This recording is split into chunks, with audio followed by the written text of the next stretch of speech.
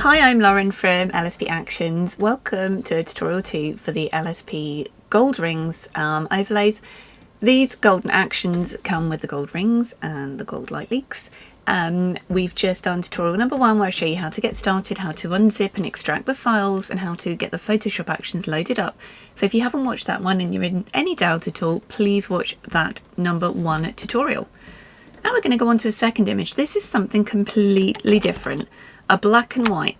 Let's see if it works with a gold ring. I'm going to choose a golden overlay with layers.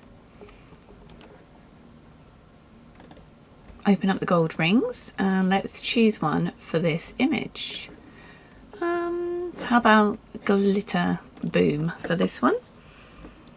So it'll come in semi-transparent so you can resize this to suit your image. Let's try around here.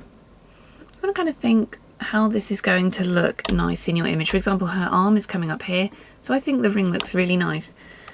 All the actions have loaded in, but I mean, you can move this about anywhere if you wanted to. I'm just going to try and line it up with the framing a little bit.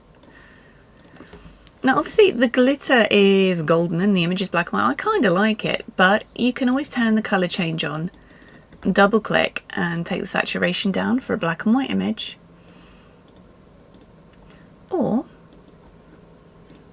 you can play the bonus warm filter.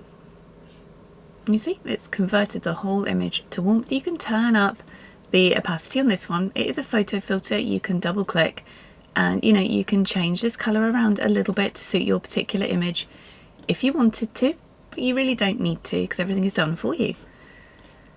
So let's see our before and after.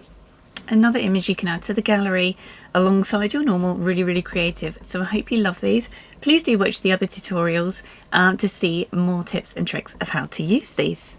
I'm Lauren, thanks for watching.